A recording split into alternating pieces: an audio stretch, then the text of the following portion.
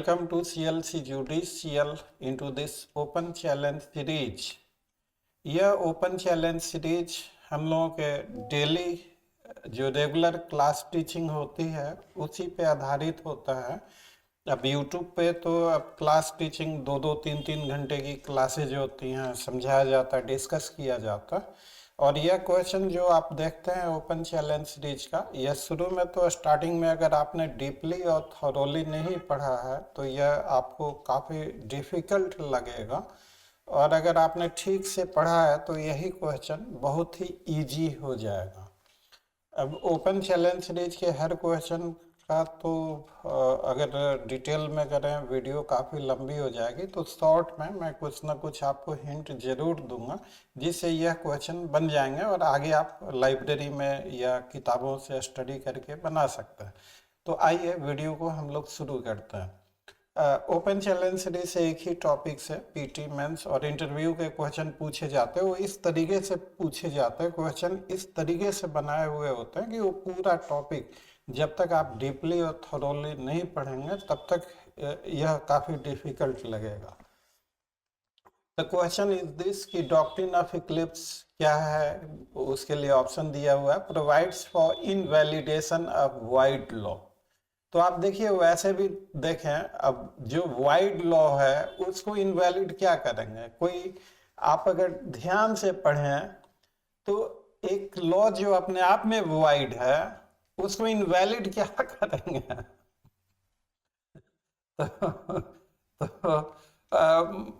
तो होता क्या है, एग्जाम प्रेशर। अब हम लोग एज ए टीचर, चूंकि काफ़ी लंबा समय हो गया, एक्सपीरियंस ज़्यादा है, तो हम लोग कभी कभी मजाक में भी ऐसा ऑप्शन देते हैं। आप खुद सोचिए कि जो लॉ वाइड है उसको क्या इनवैलिड किया जाएगा। तो पहला तो ऐसे ही गलत हो गया। Provides for striking down offending provision. तो स्ट्राइकिंग डाउन होता है डॉक्ट्रिन ऑफ सेवरेबिलिटी में, इक्लिप्स में नहीं। इक्लिप्स में तो वो डॉर्मेंट स्टेज में चला जाता है।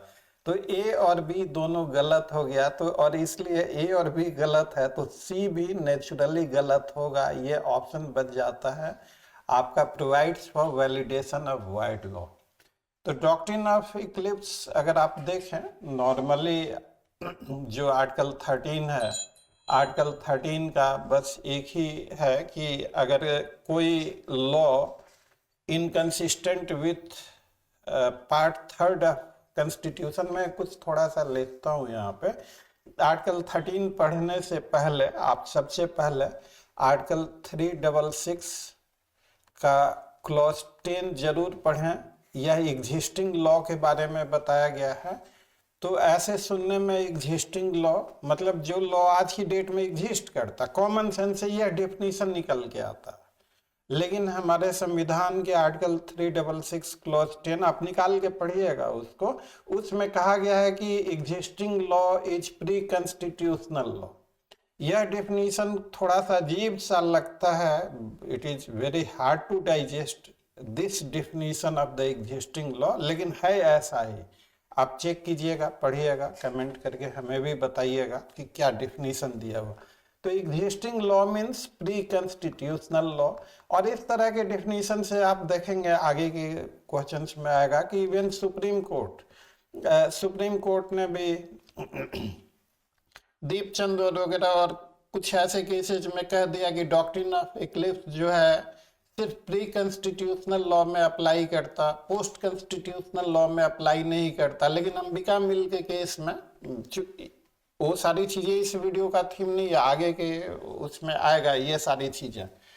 तो right, article 366 clause 10 existing law का डेफिनेशन। तो existing law means pre constitutional law. तो pre constitutional law if inconsistent with part 3 of the constitution तो shall be void to the extent of such inconsistency. इसमें आप लोग cases पढ़ते हैं, केशवा माधव मेनन के केस पढ़ते हैं। जो इनकंसिस्टेंट प्रोविजन है उसको सीवर करके स्टैट्यूट बुक से हटा दिया जाएगा, इसलिए डॉक्ट्रिन ऑफ सेवरेबिलिटी बन गया।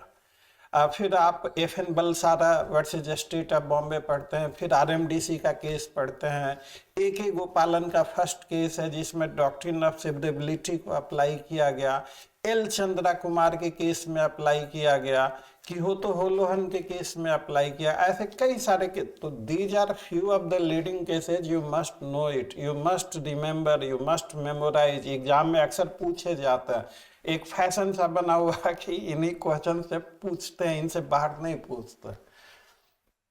तो right end of doctrine of severability हो गया कि सीवर कर दो, काट के बाहर फेंक दो, खत्म, कहानी खत्म। लेकिन डॉक्ट्रिन ऑफ इक्लिप्स जो थोड़ा बेटर और मैच्योर है, मान लीजिए कि कोई भी लॉ सरकार बनाती है and that law is inconsistent with part third, तो उसको काट के हम बाहर फेंक दें, जैसे डॉक्ट्रिन ऑफ सेवरेबिलिटी करें, बाहर को हटा दिया, कहानी खत्म। लेकिन अगर हम उस लॉ को सीवर्ड नहीं करें, स्टैट्यूट बुक में डोरमेंट स्टेज में ही रहने दें, तो उसका फायदा क्या होगा? वो लॉ, जैसे मान लीजिए थोड़ी देर पे सरकार की आप आलोचना करेंगे तो जेल जाएंगे, तो freedom of speech and expression article 19(1)(a, this is available only to the citizen. तो सरकार की आलोचना आप करेंगे तो जेल जाएंगे, ये लॉ अपने आप में वॉइड है अगेंस्ट द सिटीजन। लेकिन यही लॉ अगेंस्ट नॉन सिटीजन अच्छा लॉ हो सकता है। कोई विदेशी हमारे घर में आके हमारी शिकायत करेगा ऑन दैट बेसिस। नंबर 1 कि एक फायदा तो यह है कि जो लॉ पार्ट थर्ड से कंट्ररी है वो लॉ नॉन सिटीजन के खिलाफ इफेक्टिव हो सकता है। अगर डॉक्ट्रिन ऑफ सेवरेबिलिटी अपनाएंगे और काट के बाहर फेंक देंगे तो कहानी खत्म। तो इसलिए रखो इसको डोरमेंट स्टेज में। दूसरा फायदा कि इन केस इन फ्यूचर अगर ये पार्ट थर्ड अमेंडमेंट होता है कुछ, तो they are chances of revival. तो इस कारण से पीटी का क्वेश्चन आपसे पूछा गया कि provides for validation of wide law. अब इन्हीं चीजों पे आप यह क्वेश्चन भी कर सकते हैं कि डॉक्ट्रिन ऑफ इक्लिप्स बेटर है या डॉक्ट्रिन ऑफ सेवरेबिलिटी। देखिए बहुत सारे स्टेट टाइप के भी क्वेश्चन, सिंपल क्वेश्चन आ जाते हैं कि शॉर्ट नोट्स लिखे, ये एप्लीकेशन बेस्ड क्वेश्चन हो जाते हैं। आप में से कुछ बच्चे लोगों की डिमांड आई है कि सर जो मेंस की कॉपी कैसे चेक होती है, कोई कॉपी दिखाइए। तो मैं आपको बता दूं, कई सालों से हम लोग यह कर रहे हैं, हम वो जरूर दिखाएंगे आपको जैसे ही समय मिलता है हम लोगों को। तो पहले भी दिखाया है, फिर दिखाएंगे। तो with all these inputs classes में तो काफ़ी डिटेल में बताई जाती हैं। अब डॉक्ट्रिन ऑफ इक्लिप्स का आज तीसरा क्लास हुआ, 1-1 घंटे की एक क्लास, 3-3 घंटे। अब पॉइंट इज दिस कि हम लोग क्लासेज के बाद अब दे रहे हैं, PTR भी दे रहे हैं। वो हम लोगों का कुछ स्पेशल होता है, ऐसे सारे की पॉइंट्स केसेज क्या हैं। मेंस के टाइम पे कुछ सेलेक्टेड क्वेश्चंस के आंसर भी प्रोफेशनल आंसर। तो अब क्वेश्चन है कि आप डीपली और थॉरोली पढ़ेंगे तो 1001% आपका रिजल्ट होगा। आप डीपली और थॉरोली पढ़ेंगे तो आपका भी कॉन्फिडेंस लेवल हाई होगा। जब तैयारी नहीं होती है तो पढ़ने का मन नहीं करता, लेकिन जब तैयारी होती है तो एक पॉजिटिव एनर्जी का संचार होता है। तो एनीवे, चलिए इसी के साथ ही यह वीडियो खत्म होता है। वीडियो को लाइक, चैनल को सब्सक्राइब और इसे ज़्यादा से ज़्यादा शेयर कीजिएगा। Thanks for watching, see you again, till then, bye bye.